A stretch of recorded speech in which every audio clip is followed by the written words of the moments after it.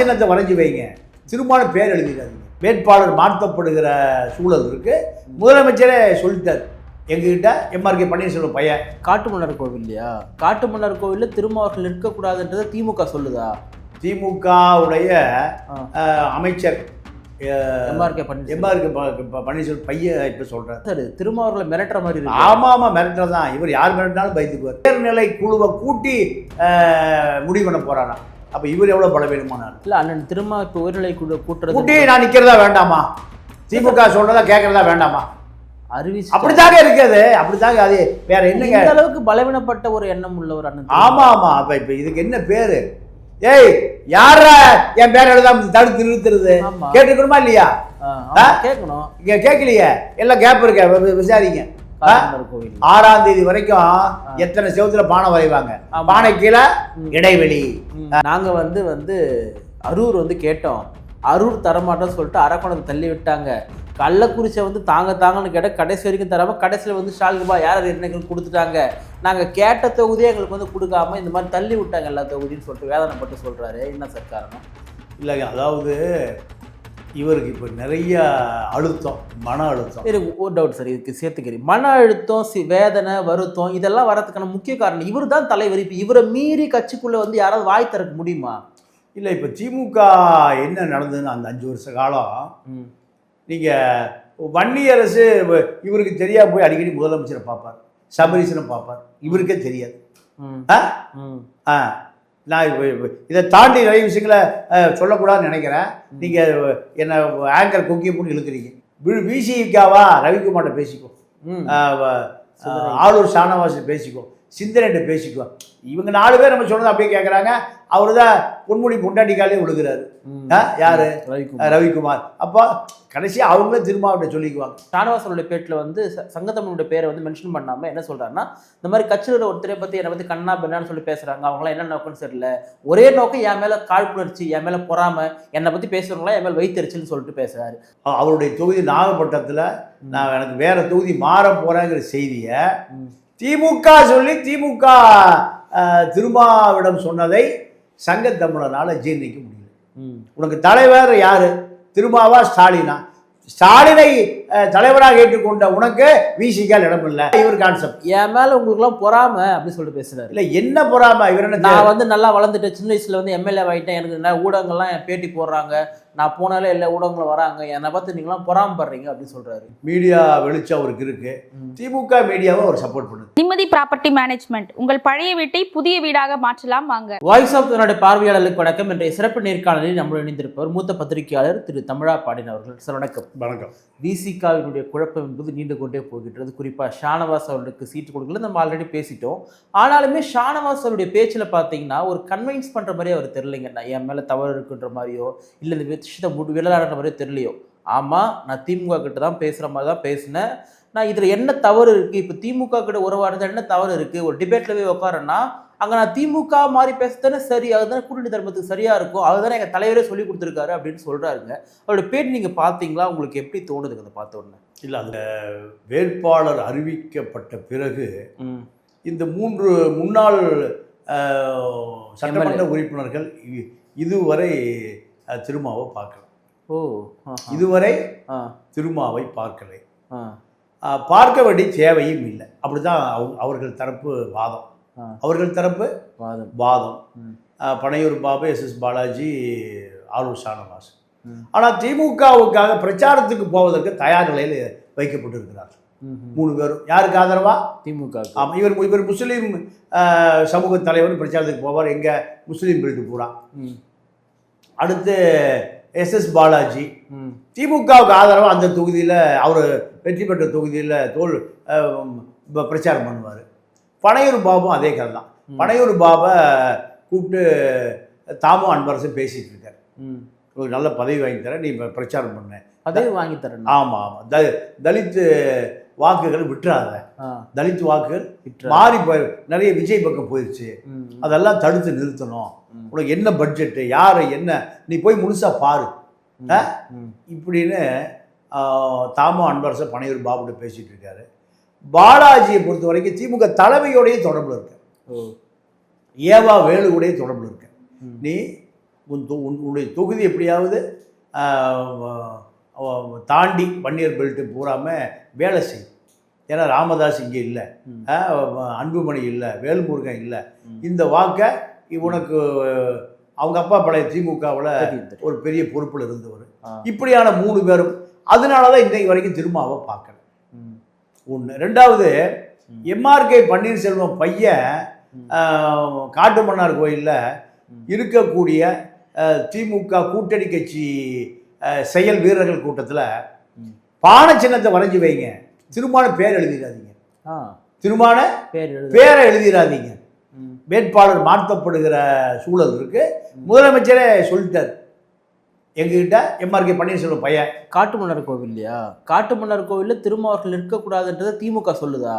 திமுகவுடைய அமைச்சர் எம்ஆர்கே பன்னீர்செல்வம் பையன் இப்போ சொல்றார் எங்க அங்கே செயல் வீரர்கள் கூட்டத்தில் வேட்பாளர்கள் மாற்றப்படுகிற சிஎம்ஏ சொல்லிட்டார், முதலமைச்சரை சொல்லிவிட்டார். என்ன சார் திருமாவர்களை மிரட்டுற மாதிரி இருக்கு? ஆமா ஆமா, மிரட்டுறதான். இவர் யார் மிரட்டினாலும் பயந்துக்குவார். அப்போ இது போன்ற செய்திகள் வந்த வண்ணம் இருக்கு. நீங்க உங்களுக்கு நண்பர்கள் இருந்தா, இப்போ தொலைபேசி இருக்க, அமெரிக்கா சிக்காகோக்க பேசலாம். காட்டுமன்னார் கோயில்ல பானை வரையப்பட்ட அந்த இடையா விசாரிங்க. அப்போ முதலமைச்சர் தான் கூட்டணி கட்சி கட்டளையிடக்கூடிய அதிகாரம் படைத்தவர் இல்லையா? இது வேற யாரு சொன்னாலும் கேட்க மாட்டாங்க. சிபிஎம் சொன்னா கேட்பாங்களா? கேப்பா திரும்ப பேர் எழுதாம கேப் கொடுப்பான், கேட்பாங்களா? யாரு சொன்னாலும் கேட்க மாட்டாங்க. அப்போ உத்தரவு எங்கிருந்து வந்திருக்கு? ஹை கமாண்ட், மேலிடத்திலிருந்து உத்தரவு வந்தா தான் அந்த இடம் என்னவா விடப்படும், அதாவது பிளாங்காக விடப்படும் இல்லையா? இப்போ காட்டுமன்னார் கோவிலில் திருமாவர்கள் வந்து நிற்கக்கூடாதுன்றது திமுகவுடைய எண்ணமா? அதுதான் இல்ல காரணம் என்ன? காரணம் என்ன? அசம்பிளிக்கு நீங்க வராதீங்க, அசம்பிளிக்கு வரக்கூடாது. அப்புறம் எம்எல்ஏ வேணா அசம்பிளிக்கு வராம வேற இல்லை. நீங்க முதல்ல எம்பி சிதம்பரம் கொடுத்துருக்கோம்ல, சிதம்பரம் என்ன காரணம் சார்? ஏன் வந்து திருமாவளவன் சட்டமன்ற உறுப்பினர் கூட திமுக நினைக்குது? என்ன காரணம்?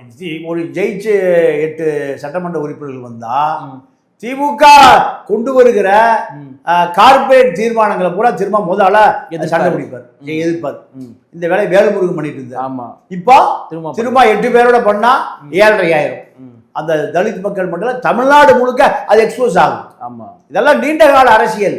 இதெல்லாம் தினத்தந்தி படிக்கிறவனுக்கு தெரியாது, தின மலம் படிக்கிறவனுக்கு தெரியாது.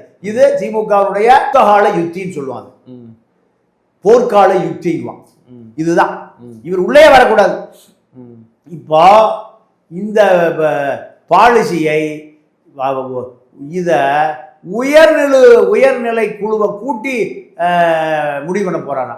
அப்ப இவர் எவ்வளவு பலவீனமானார்? இல்ல அண்ணன் திரும்ப இப்ப உயர்நிலை குழு கூட்டி நான் நிக்கிறதா வேண்டாமா? திமுக சொல்றதா கேட்கறதா வேண்டாமா? அறிவிச்சு அப்படித்தாங்க இருக்குது, அப்படித்தாங்க. அது வேற என்னங்க? இந்த அளவுக்கு பலவீனப்பட்ட ஒரு எண்ணம் உள்ளவர் அண்ணன். ஆமா ஆமா. அப்ப இப்ப இதுக்கு என்ன பேரு? ஏய், யார என் பேர் எழுதாம தடுத்து நிறுத்துறது? கேட்டுக்கணுமா இல்லையா? கேட்கணும். கேட்கலையே, எல்லாம் கேப் இருக்க, விசாரிங்க.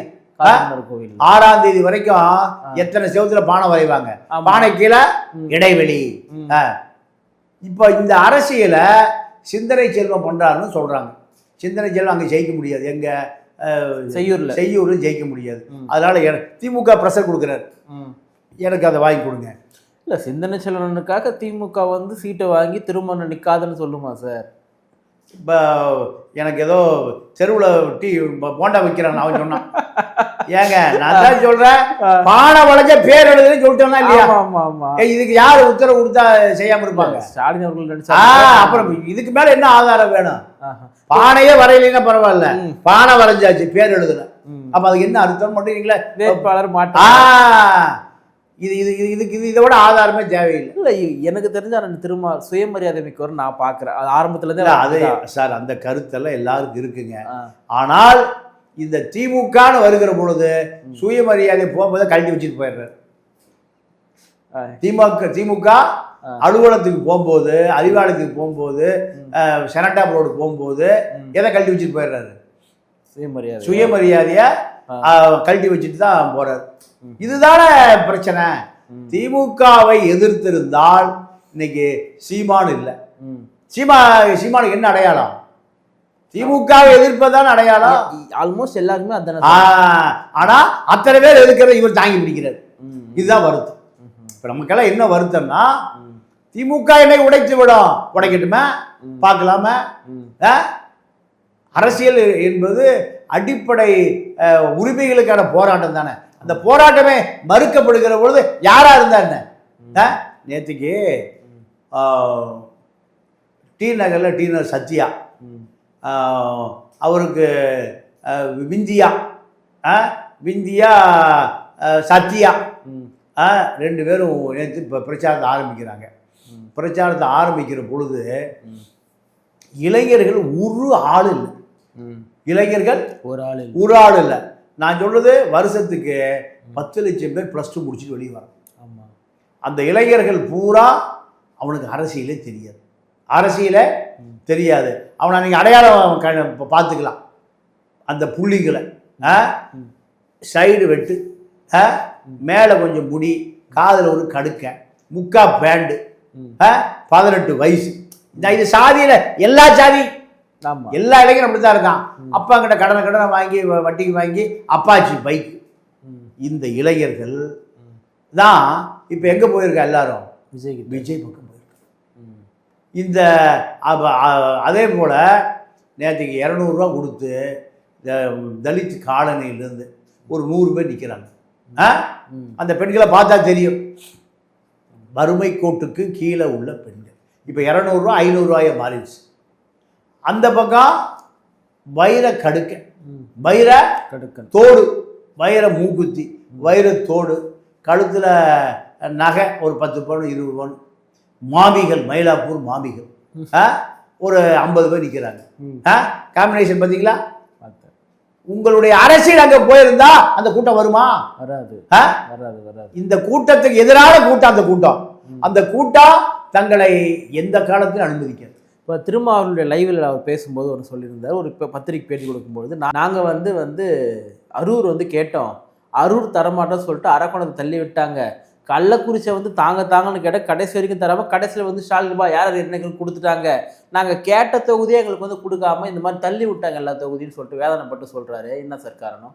இல்லைங்க, அதாவது இவருக்கு இப்போ நிறைய அழுத்தம், மன அழுத்தம். ஒரு டவுட் சார், இதுக்கு சேர்த்துக்கிறேன். மன அழுத்தம், வேதனை, வருத்தம் இதெல்லாம் வரதுக்கான முக்கிய காரணம் இவர் தான் தலைவர். இப்போ இவரை மீறி கட்சிக்குள்ளே யாராவது வாய் திறக்க முடியுமா?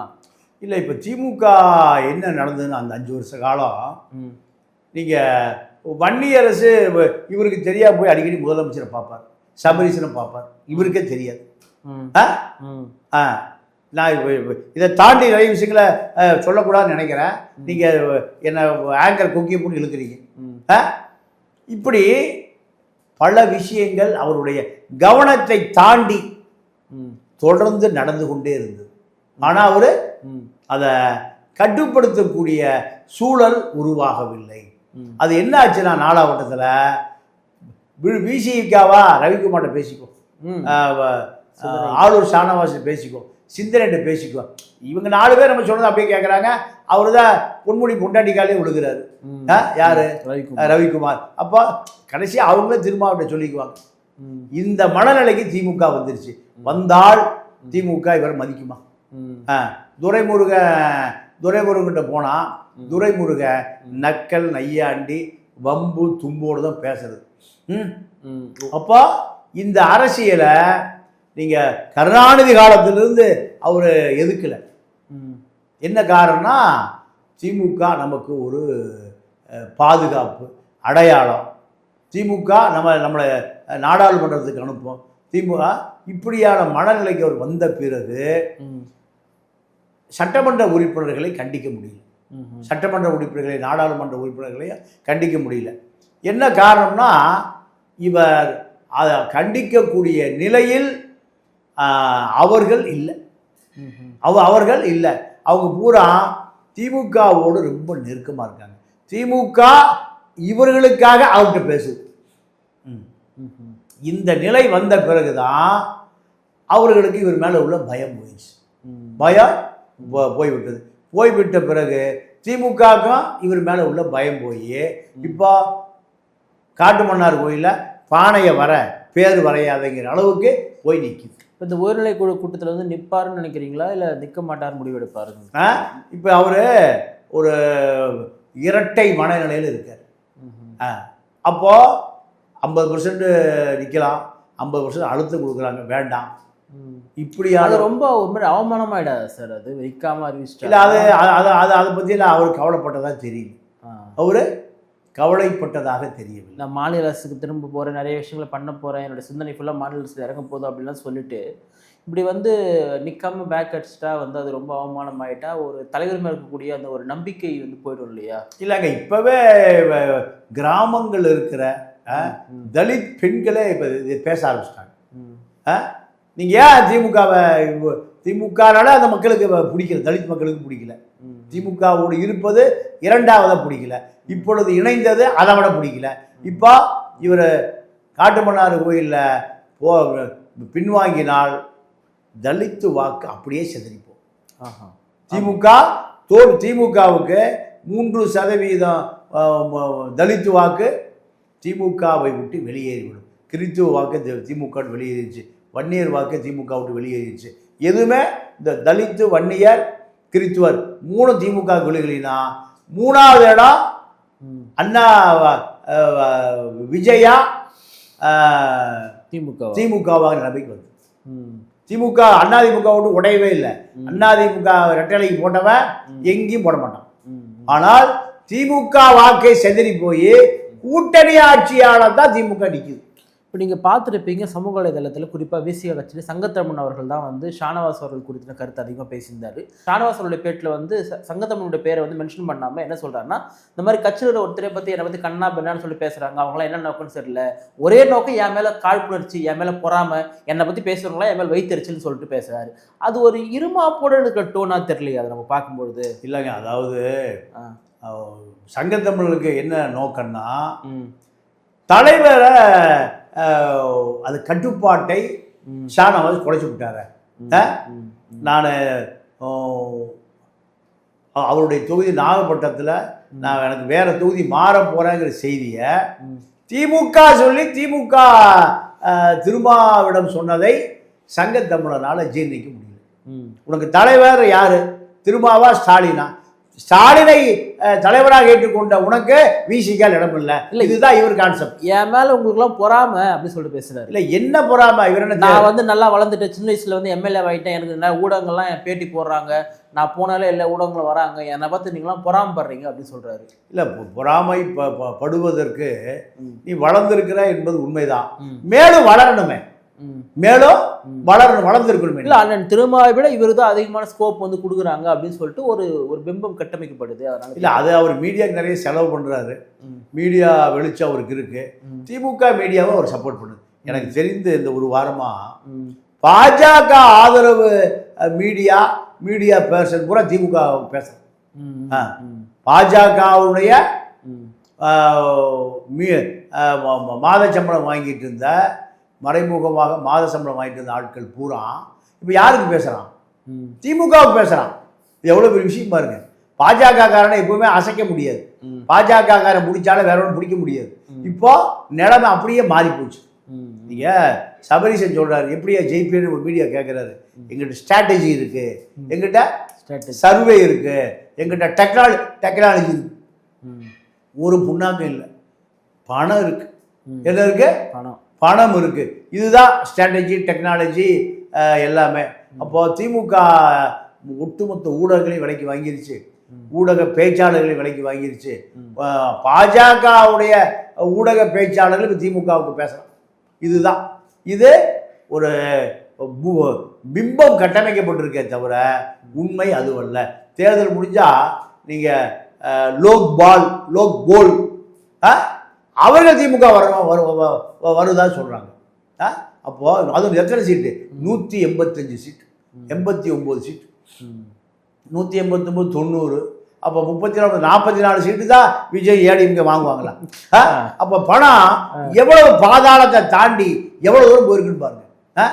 இதுதான் இப்போ ஆளும் ஷானவாஸ் கதை. இதுதான். இல்லை, ஷானவாஸுடைய ஆதரவாளர் சில பேர் என்ன சொல்கிறாங்கன்னா, ஷானவாஸை விமர்சனம் பண்ணுற எல்லாருமே பார்த்தீங்கன்னா இஸ்லாமிய வெறுப்பு உள்ளவங்க, உங்களுக்கு ஒரு இஸ்லாமிய வளர்ந்து நிற்கிறது பிடிக்கலையா, நீங்கள்லாம் பாஜக அரசுடைய கைக்கூலிகள் அப்படின்னு சொல்கிறாங்க. இல்லை, அது பொதுவாக வர்ற விமர்சனம் தான். திருமா கட்சி முழுக்க பல முஸ்லீம்கள் திருமா கட்சியை தான் நேரடியாக ஆதரிக்கிறாங்க. காரணம் பழனி பாபா இருந்த காலத்திலேயே தலித்துக்களும் முஸ்லீம்களும் தான் இந்தியா முழுக்க ஒடுக்கப்படுகிறார்கள் என்பதுதான் உண்மை. அப்ப 2 பேரும் தான் இணக்கமா இருக்காங்க. திரும்ப ஏன் பாஜக கூட்டணிக்கு ஏன் போறதில்லை? திரும்ப பாஜக கூட்டணி போனா 25 சீட் எடப்பாடி கொடுப்பாரா? 25 சீட் கொடுப்பாரு. அதுவல்ல நோக்கம். ஒடுக்கப்பட்ட மக்கள், 2வது அம்பேத்கரை படித்த திருமா, பெரியாரை படித்த திருமா எந்த காலத்திலையுமே பாஜக பக்கம் போக மாட்டார். அதனால தான் ஆளூர் ஷானாவுக்கு சீட்டு இல்லை, பண்டுட்டியில் இன்னொரு முகமதியரை சீட்டு கொடுத்துருக்காரு.